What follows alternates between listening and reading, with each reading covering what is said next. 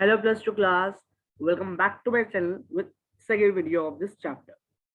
आज हम शुरू कर रहे हैं limitations या you can say drawbacks of barter system. क्या limitations है, क्या drawbacks है barter system की, आइए स्टडी करते हैं। सबसे पहले आपके सामने है क्या है आपके सामने double coincidence of wants. Sir आपने तो कहा था डबल कोइंसिडेंस ऑफ वॉन्ट्स तो इसके अंदर आता है, तो ये लिमिटेशन कैसे हुई? देखो बेटा, मैंने कहा था डबल कोइंसिडेंस ऑफ वांट्स सब होता है जब एक पर्सन दूसरे पर्सन की वांट्स को सेटिस्फाई कर रहा हो, लेकिन कभी कभी ये सेटिस्फाई नहीं भी करता। अब कैसे नहीं करता उसको जानते हैं, आइए। तो उसको जानने के लिए मैं आपको समझा रहा हूँ एक एग्जाम्पल के थ्रू। तो वो एग्जाम्पल क्या है वो आप साइड पे देखिए। मान लीजिए एक है ए पर्सन, मैं 2 पर्सन या 3 पर्सन लूंगा, वो मैं बताता हूँ आपको। एक पर्सन ए है, ठीक है, जो कि प्रोडक्शन कर रहा है वीट की, उसकी रिक्वायरमेंट है क्लोथ की। एक बी पर्सन है जो प्रोडक्शन कर रहा है राइस की, उसकी रिक्वायरमेंट है शूज की।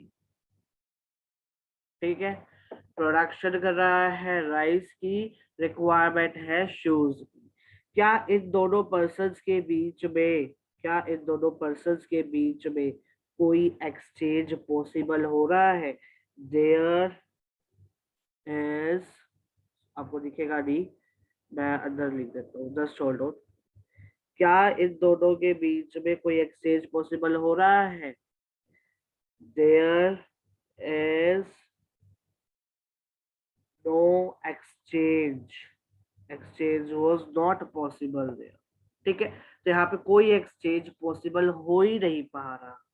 तो इसीलिए तो इसीलिए डबल कोइंसिडेंस ऑफ वर्ड्स जो है वो एक लिमिटेशन आ गई किसकी?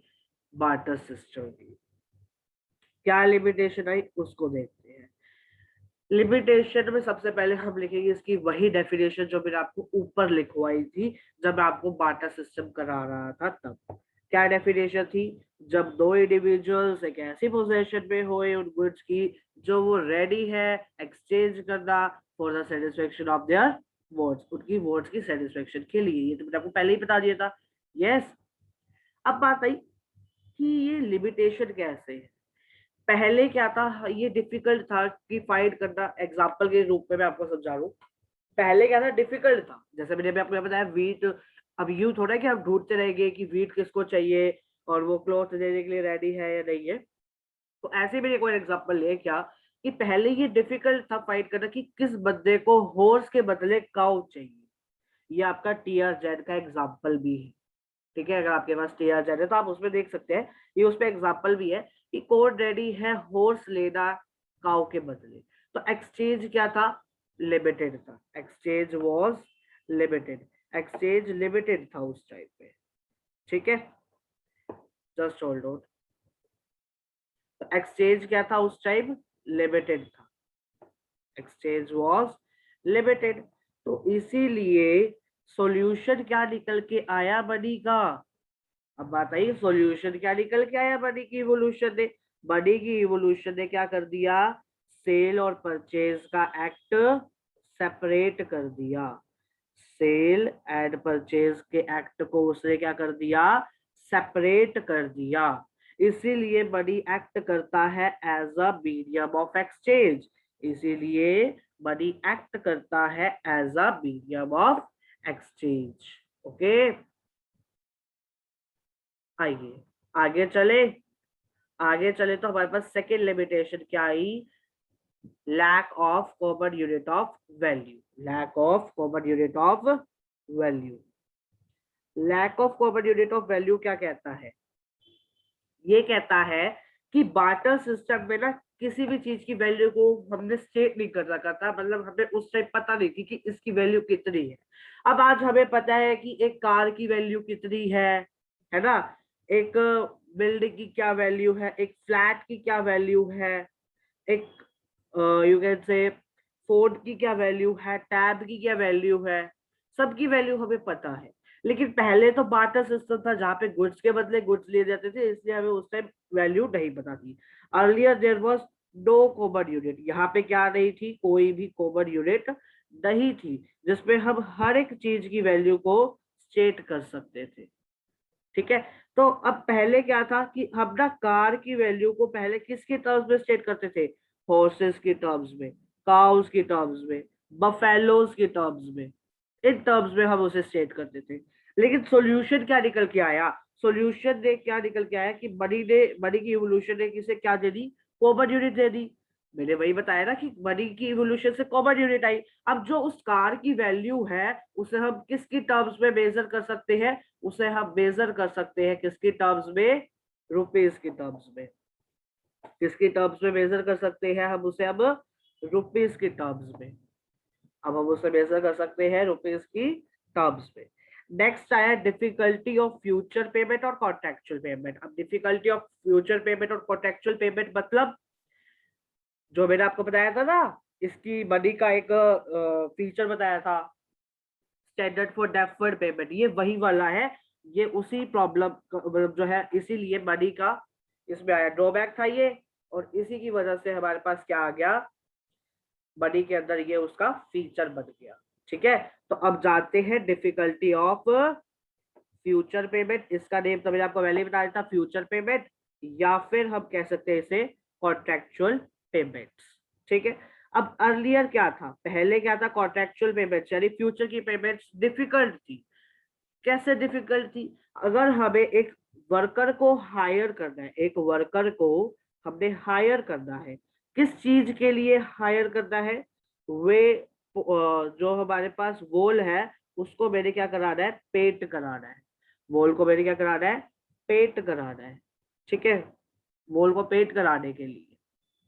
ठीक है, तो ये पॉसिबल नहीं था कि अगर हम उसे राइस देना चाहते हैं और वो लेना चाहता है हमसे वीट, तो डिफिकल्टी थी, फ्यूचर पेमेंट डिफिकल्ट था।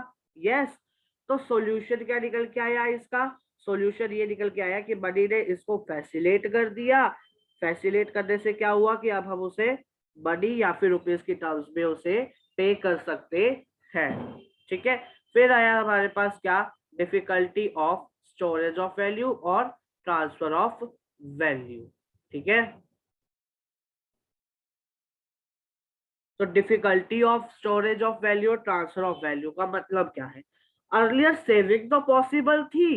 कैसे पॉसिबल थी, गुड्स को स्टोर करके, गुड्स को स्टोर करके पहले क्या था कि हम गुड्स को स्टोर कर सकते थे, लेकिन उन गुड्स को जो हम स्टोर कर रहे हैं उसके हमारे को कैपिटल लॉस का डर था, फियर था, डर लगता था कि कैपिटल लॉस हो जाएगी, हमारे को लॉस हो जाएगा। ठीक है, और पहले क्या था कि ट्रांसफर ना, एक जगह से दूसरी जगह पे अगर हमें ट्रांसफर करना तो वो भी डिफिकल्ट था।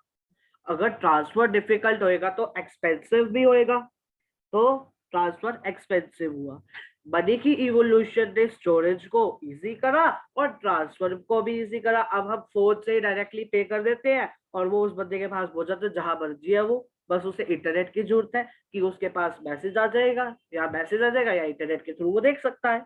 तो ये थी हमारी फोर्थ ड्रॉबैक या limitation of barter system. Okay, next topic आता है बेटा हमारे पास किस चीज का, नेक्स्ट टॉपिक आता है हमारे पास फॉर्म्स ऑफ मनी, कि हमारे पास कितनी तरह की मनी है। हमारे पास चार तरह की मनी होती है।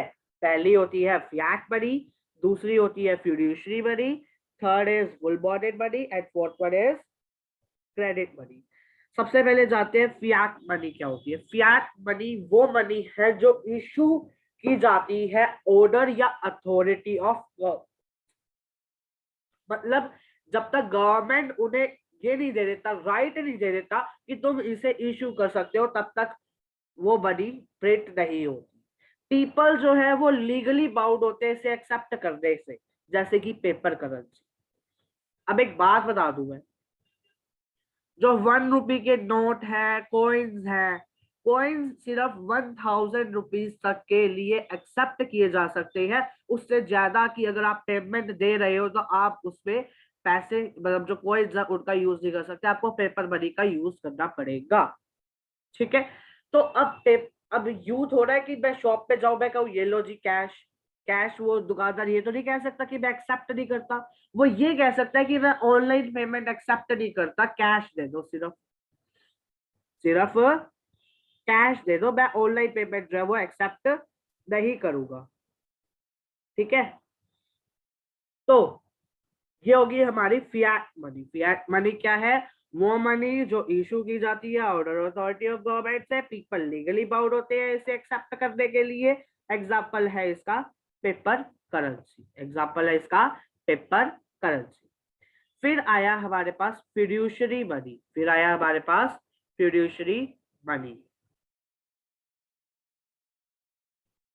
हाँ जी, फिर आया हमारे पास क्या? Fiduciary money. फिड्यूशरी मनी क्या है? जो एक्सेप्ट की जाती है as a medium.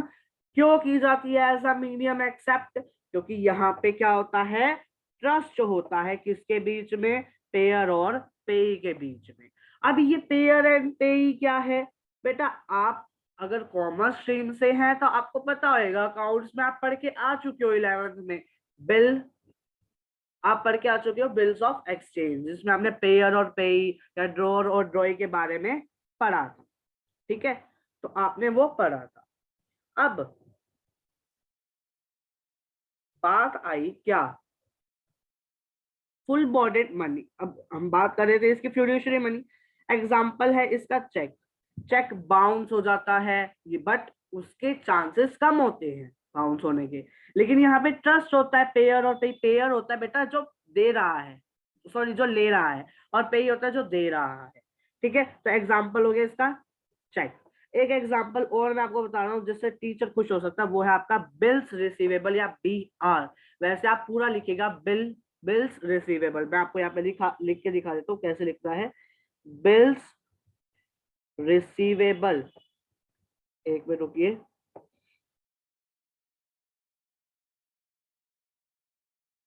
Bills receivable. ठीक है, ये हमारा एग्जाम्पल हो गया किसका? फिड्यूशरी मनी का। फिर आई full bodied money. Full bodied money क्या होती है? वो मनी कोइंस की टर्म्स में जहां पे उस की मनी जो वैल्यू है वो कमोडिटी वैल्यू के इक्वल हो। जैसे कि गोल्ड का कॉइन, सिल्वर का कॉइन। गोल्ड को मैं मेल्ट कर दूं, उसकी मनी वैल्यू है 50 मान लो, तो 50 वैल्यू उसकी गोल्ड की है। उसका अगर मैं गोल्ड को स्मेल्ट करके कॉइन बना दूं तो उसकी वैल्यू अभी भी 50 रुपीज ही है। तो money value is equal to commodity value. लेकिन most of the India credit money को यूज करता है, जहां पे मनी वैल्यू ज्यादा होती है कमोडिटी वैल्यू से। मतलब क्या है? पेपर करेंसी में पेपर की वैल्यू क्या है? 1 रुपया, लेकिन उसके ऊपर क्या लिखा होता है? 50 रुपीज, 100 रुपीज, 2500। तो ऐसे मनी वैल्यू ज्यादा है, लेकिन कमोडिटी वैल्यू यानी पेपर की वैल्यू क्या है? 1 रुपया या 1 रुपये से भी कम है। ठीक है, तो इसीलिए क्रेडिट मनी का हमारे पास एग्जाम्पल आ जाता है क्या? Paper currency. Paper currency. अब छोटा सा एक डिफरेंस करेंगे, फिर आपकी ये वीडियो जो है वो फिनिश हो जाएगी। डिफरेंस क्या है? डिफरेंस है हमारा difference between demand deposit and term deposit, या term deposit and demand deposit. Term deposit वो डिपॉजिट होते हैं जो एक स्पेसिफिक पीरियड ऑफ टाइम के लिए होते हैं, जो एक सिर्फ स्पेसिफिक पीरियड ऑफ टाइम के लिए होते हैं। लेकिन डिमांड डिपॉजिट जो है वो स्पेसिफिक पीरियड ऑफ टाइम के लिए नहीं होते, जबकि टर्म डिपॉजिट होते हैं। ठीक है, डिमांड डिपॉजिट को हम विड्रॉ कर सकते हैं, लेकिन टर्म डिपॉजिट को हम विड्रॉ नहीं कर सकते जब हमें जरूरत है। ठीक है, टर्म डिपॉजिट हमारे नॉन चेकवेबल डिपॉजिट होते हैं, मतलब हम इसमें चेक को इशू नहीं कर सकते। लेकिन डिमांड डिपॉजिट में हम चेक को इशू कर सकते हैं, ये चेकवेबल डिपॉजिट होते हैं। टर्म डिपॉजिट का एग्जांपल है हमारे पास सेविंग अकाउंट। टर्म डिपॉजिट का एग्जांपल है सेविंग अकाउंट, और डिमांड डिपॉजिट का एग्जांपल है फिक्स्ड डिपॉजिट। फिक्स्ड डिपॉजिट घर वालों ने आपने सुना होगा FD में जमा कराया। सेविंग अकाउंट होता है जो आपका सेविंग होती है, जितने भी सेविंग होते हैं वो उसमें जाती है। ठीक है, ये हो गया cover. Next video will be on supply of money, और मोस्ट इंपॉर्टेंट टॉपिक है, उस वीडियो को मिस मत करना। ओके, मिलते हैं आपसे जल्दी नेक्स्ट वीडियो में। अगर आपको मेरी वीडियो अच्छी लगी हो तो लाइक करिएगा, चैनल में नहीं है तो सब्सक्राइब करिएगा। stay safe at your home, stay safe.